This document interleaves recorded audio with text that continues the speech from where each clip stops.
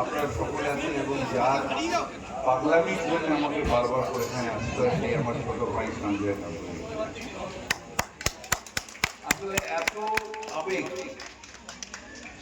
কমলদা আছে না, কমলদাকে দেখি, এত আবেগ এত ভালোবাসা, এটার জন্যই আমাকে বারবার করে এখানে আসতে হয়। এই ঠাকুরবাড়ি করার সময় ও দৌড়াদৌড়ি গিয়ে আমাকে দিয়ে উদ্বোধন করানো, তারপর পুজোয় আমাকে আসতে হবে, কালকে রাত্রিরে বোধ হয় আমাকে 30টা মেসেজ করে, দাদা একবার ঠাকুমার শরীরটা খারাপ লাগে, মেধবাবুর অতটা দূর মেসেজ করেই যাচ্ছে, টিং টিং টিং টিং করে মোবাইল বেজেই যাচ্ছে। যাই হোক, কিন্তু এসে আমার কথাই যে আপনারা সকলে একটা পরিবারের লোক। আসলে পাড়া কি? পাড়া হচ্ছে একটা পরিবার। আমার বিপদ হলে আমার আত্মীয় স্বজন খবর পেলে সময় লাগে, কিন্তু পাড়ার লোকেরা তারা দৌড়ে প্রথমে আসবে আমার, যে কোনো বিপদ, আর শুভ কাজ হোক, দুঃখের কাজ হোক, সব কাজে কিন্তু পাড়ার লোকেরা প্রথম। এই এক্ষুনি এখন এখানে যখন এসেছি, আমার বাড়িতে আমার কাকিমা বয়স্ক পড়ে গিয়ে বোধহয় স্ট্রোক হয়ে গেছে মনে হয়।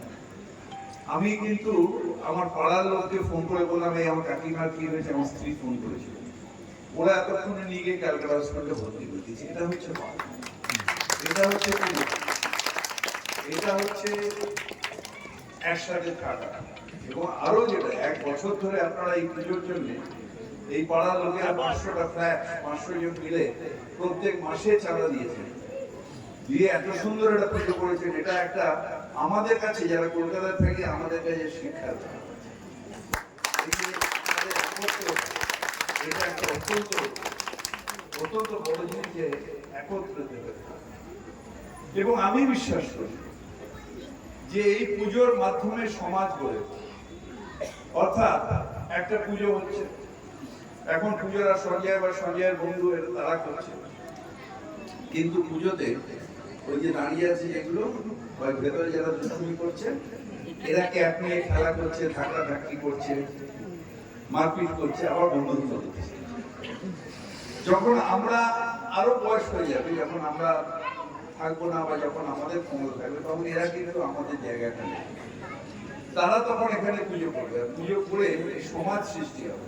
এমনি বড় বড় ফ্ল্যাট বাড়ি হবে আমাদের, যেরকম কলকাতায় অনেক পয়সা টাকা আছে, সেখানে কেউ কাউকে ছেড়ে নেই, কেউ মারা গেলেও কেউ যেতে চায় না, আর কারোর অসুস্থ হলেও কেউ জানতে পারে না।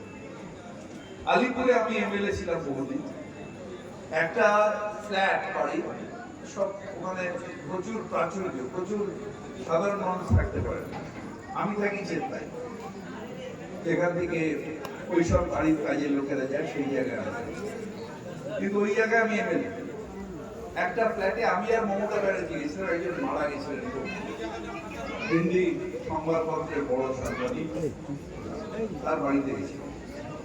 তার বাড়িতে যাওয়ার পরে আমি তারপরে তার হয়ে গেল, চলে এলাম, মারা গেছিলেন, খুব নাম করা মানুষ।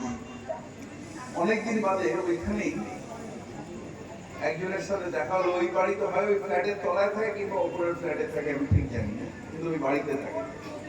তাকে আমি বললাম যে তোমাদের বাড়িতে গেছিলাম মমতা দিয়ে, আমি তখন মমতা দিয়ে মুখ্যমন্ত্রী হন আগের কথা বলছি, তো আমি আর মমতা দিয়ে গেছিলাম। বললো তো কেন? উনি তো মারা গেছেন। ওই একই বাড়িতে থাকে, একই লিফট ইউজ করে।